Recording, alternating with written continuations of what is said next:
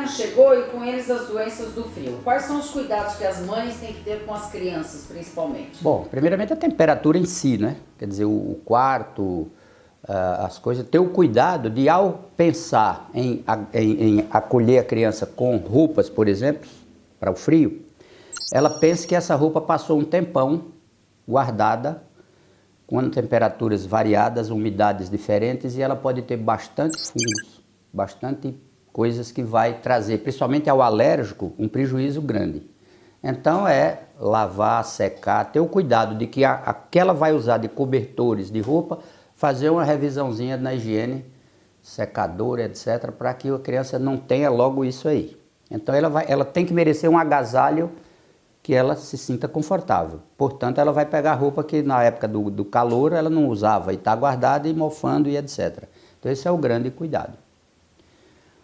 A alimentação em si, como deve ser, eu acho que comer de 3 em 3 horas é o grande segredo nosso e que nós não divulgamos isso muito bem.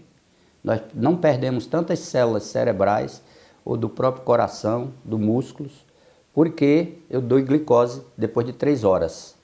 E se eu passar desse período, ela vai buscar a glicose onde os nossos antepassados sabiam que o único lugar que tinha que era o músculo. Mesmo que você tenha acumulado gorduras, etc., ela não vai buscar na gordura ainda não aprendemos a higiene com aquilo que estava guardado e ver se tem mofo e resolver. E em tese é mais ou menos isso, o essencial. E o tempo seco, nessa época, como que elas devem lidar? Bom, o tempo seco, é bom ficar ligado nas notícias que vocês divulgam aí pela imprensa, porque a umidade, quando baixa, ela é muito nociva. Nós precisamos muito de um ar com vapor, com água, senão resseca por dentro. E os limpadorzinhos de para-brisa que nós temos aqui, bilhões, os pelinhos que tem dentro da traqueia, no nariz, nos seios da face, e fica nos limpando permanentemente. Bate com 1.000 a 1.500 vezes por minuto, até 72 horas depois da morte. Olha que mecanismo fantástico. Então, essa limpeza interna, já que eu peguei um ar sujo, eu venho limpando as porcariadinhas, as partículazinhas que pregam nas paredes úmidas do nariz, da traqueia, dos brônquios. Aí a gente faz a limpeza de volta. Então, essa criança precisa estar hidratada. Então, oferecer água, líquidos de um modo geral. Então, oferecer mesmo nessa época, porque quando a umidade quando a umidade do ar estiver baixa, o risco é alto para as doenças, as inflamações do aparelho respiratório, sinusites, bronquite, pneumonias, essas coisas todas. Beber água é uma coisa assim sagrada. E a água sempre deve estar próximo do braço. Então, quem trabalha numa mesa devia ter a tal garrafinha ou outra coisa qualquer, ou um auxiliar caridoso que lembra, olha a sua água. Então, beber 2 litros de água na época que está com umidade baixa, 2,5 é o aconselhável. Eu tento isso, óbvio.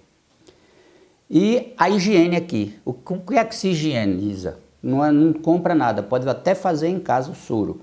É soro fisiológico, sem droga nenhuma dentro, é água e sal, 0,9%. Então você pode pegar 1 litro de água, uma colher de sopa rasa de sal, quem não quiser comprar, os vidrinhos pequenos, que eu aconselho, vidrinhos pequenos para você espalhar, botar no carro, botar em casa, botar tudo, você joga um pouquinho, depois de aquecê-lo no corpo. Porque se botar frio faz mal, paralisa o cílio. Se botar quente também. Então é isotérmico e isotônico, quer dizer, mesma salinidade e a mesma temperatura. Então é aqui no bolso que ele está aquecedozinho. A gente já tem uma coisa natural. E joga e sopra, e joga e sopra. Você tirou todo o lixão que você respira durante todo o dia, que São Paulo é um poço de lixo. Então, doutor, nós estamos falando do inverno. Mas essa situação do inverno não é o grande problema que a gente tem enquanto respiração, né? E a poluição, como é? É a pior coisa que tem. Então, Prestes Maia, em 1938, já falava isso aqui, dessa cidade, dizendo tem que parar São Paulo, que ele não pode crescer desse tanto, vai dar problema.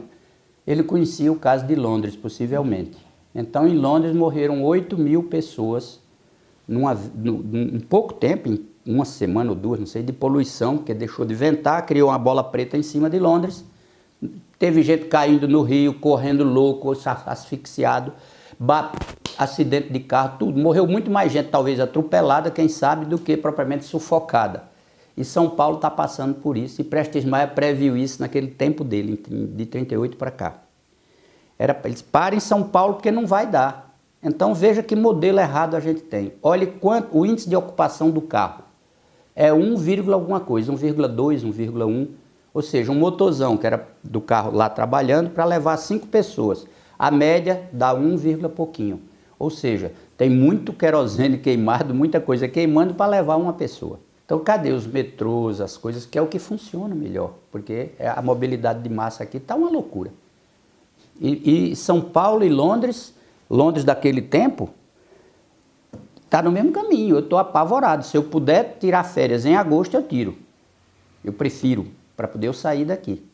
Então, eu aconselho que os governos podiam discutir isso, porque é uma coisa grave. Vai esperar que esteja outro Londres? E 20 anos depois desse acontecimento lá de Londres, aqui no ABC teve uma noite que não ventou adequadamente, baixou um fog preto grande, e lotou os hospitais em meia hora, mas ventou e tirou. E se o homemzinho lá de cima esquecer de tirar esse outro fog que vem aí? E Cubatão, que é uma coisa, as crianças todas com hemograma alterado, com tudo, nós vamos esperar o quê? Calamidade para poder tomar as medidas? É uma loucura o que a gente está vivendo. A gente está respirando veneno? Muito. Só derivado do petróleo, se alguém pudesse contar, passaria de 1 milhão. É uma loucura o número de derivados da gasolina que estão aí se unindo com outros íons e etc, etc. Então eu não sei nem numerar, mas é um absurdo o tanto de poluição, de partículas diferentes, principalmente derivados do petróleo, das fábricas, dos sintéticos, as coisas todas, que eu acho que até, não sei nem se sabe todas. Mas e aí? A gente foi fabricado para trabalhar na roça, ver o oxigênio puro, o ar puro da praia, etc, etc. Esses ajuntamentos não tem nem 1000 anos. Os grandes ajuntamentos mesmo, com essas fábricas todas. Então, eu acho que não passa de 500 anos, 400 anos que nós estamos criando essa coisa. Com a gripe, não sei o quê, e tem uma pneumonia e morreu. Aquele está ligado à poluição e a gente nem olhou que estava. E tá. Basta comparar cidades que não têm a vida do campo, etc., que é mais saudável ainda, que você não tem comparação às doenças que nós estamos tendo aqui. Sinusites, pneumonias, as gripes, as viroses, de modo geral, tudo. Então, quantas pneumonias, quantas internações dessas que nós estamos por aí assim, não está ligado a isso? Totalmente ou pelo menos parcialmente. Essa pessoa, num ambiente mais saudável, talvez não tivesse aquela doença, não se internasse ou não morresse. E todas as estatísticas que eu tentei ver são furadas, porque não existe uma anotação bem feitinha. É pedir aos governos que, pelo amor de Deus, façam alguma coisa enquanto é tempo. Vai precisar de uma calamidade geral, 8.000 pessoas mortas, como teve em Londres. São Paulo está no caminho. Não estou alarmando aqui, não. É só olhar as curvas de poluição e comparar com as dos ingleses daquela época. Sinto preocupadíssimo. E se passar de determinadas, chegar a dizer que 12%, eu não acredito a umidade chegar a 12 ou 16%. Disseram que chegou até em Brasília a 12%. É tão seco que você pega uma toalha pingando e depois de minutos, não chega nem 1 hora, ela está seca, dura. Então a gente pede às mães que olhem a umidade do ar. E aí pode fazer uma coisa qualquer. Primeiro, oferecer água, líquidos, para começar. E botar água dentro do quarto da criança, se tiver nessa coisa. Em vasilhas, forma de bolo, que tem uma área de evaporação maior, ou uma toalha úmida estendida também, são cuidados da nossa vovó, que funciona, ajuda. Faz beber mais água, estende coisa lá e verifica.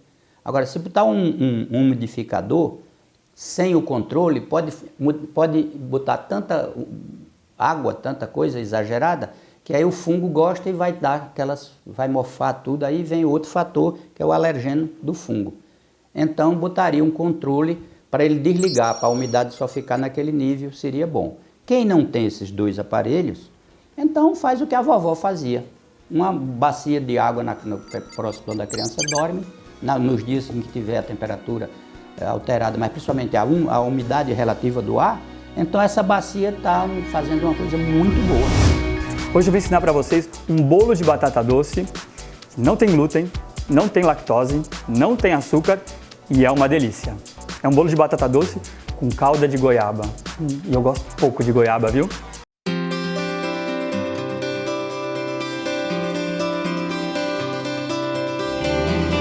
Tudo o que você precisa saber sobre saúde, você pode encontrar na TV Leão, no canal Viver Bem.